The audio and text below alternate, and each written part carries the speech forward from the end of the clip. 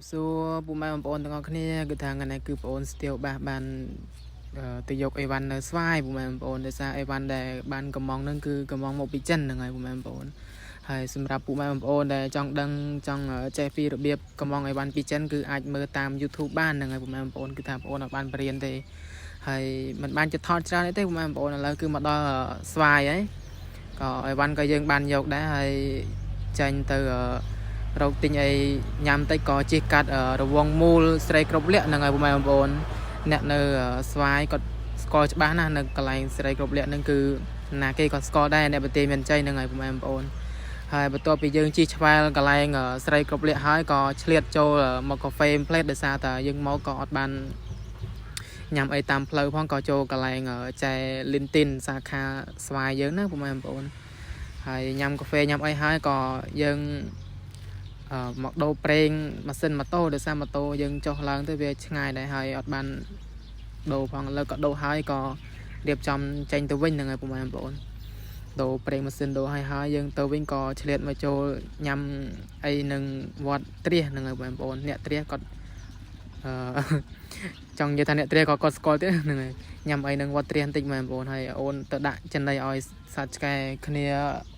อดเมียนจันไดมันไอออยยำพองก็ดะจันไดออยហើយក៏នេះមានអីច្រើនទេបងប្អូនអីវ៉ាន់មកដល់កំងខុសទៀតហ្នឹងហើយកំងខ្សែ1ម៉ែត្រកន្លះត្រូវបាត់តែកំងតាម1ម៉ែត្រកន្លះម៉ែត្រហើយប្រភេទខ្សែដែលបងប្អូនកំងគឺមិនមែនអីក្រៅពីគ្រឿងបាសទេបងប្អូនគឺកំងខ្សែគ្រឿងបាសអំភ្លីចូលទៅប្រេចូលអីហ្នឹងឯងបងប្អូនហើយវីដេអូក៏មិនបានជាច្រើនដែរហើយក៏មុននឹងបញ្ចប់វីដេអូក៏ឆ្លៀតថតធុងបាសដែលពុកគាត់ទៅតាอัปเดตให้ថ្មីដែរនឹងហើយបងប្អូននេះគឺជាឈុតធុងបាសរបស់បងប្អូនទៅតឡើងបាន10គ្រាប់ទេនឹងហើយបងប្អូនហើយកុំភ្លេចជួយ support ជួយ control ធុងបាសរបស់បងប្អូនស្ទាវបាសនៅភូមិកុកស្វាយស្រុកថ្មពួកយើងណាបងប្អូនបានពុកម៉ែ support ជួយ control ចឹងទៅបានលុយនឹងឯងតែ update ធុងបាសបន្តទៀតនឹងហើយបងប្អូនហើយនឹងហើយដែលពុកម៉ែបងប្អូននឹងឃើញចឹងគឺថាបងប្អូនទៅតឡើង2គ្រាប់ពីប្រហែលខែមុនដែរនឹងហើយសម្រាប់គឺថាគួរសមពុកម៉ែបងប្អូនហើយកសែដែលបងអូនកំងមកបញ្ចិនហ្នឹងគឺកំងមកដើម្បីរៀបចំគ្រឿងចាក់កុំឲ្យវារអាក់រអួលណាបងប្អូនធុងបាសតែពេលណាយើងលេងទៅរអាក់រអួលធ្វើឲ្យភ្ញៀវគាត់ខកចិត្តនឹងយើងអញ្ចឹងទៅគឺបងអូនរៀបចំឲ្យស្អាតពេលចេញលេងទៅមិនឲ្យខកចិត្តទេហើយនេះជាប្រភេទខ្សែដែលបងអូនកំងមកបញ្ចិនណាបងប្អូនគឺប្រភេទខ្សែបែបហ្នឹងឯងហើយតម្លៃវាក៏សមរម្យដែរហ្នឹងហើយបងប្អូននិយាយទៅគឺយើងចំណាយទៅលើសេវា$2ទៀតហើយអីវ៉ាន់យើងកំងជាដុំមកគឺវាចំណេញយើងយកមកប្រើប្រាស់សម្រាប់ខ្លួនយើងណាបងប្អូននិយាយទៅគឺថាអីវ៉ាន់នៅចិនគឺមានច្រើននិយាយទៅបងប្អូនដែលគាត់ស្រឡាញ់ចូលចិត្តគ្រឿងធុងបាសភ្លើងអីគឺមានច្រើនហើយបងប្អូនអត់បានបរៀនពីរបៀបកំងទេបងប្អូនអាចមើលតាម YouTube បានហើយ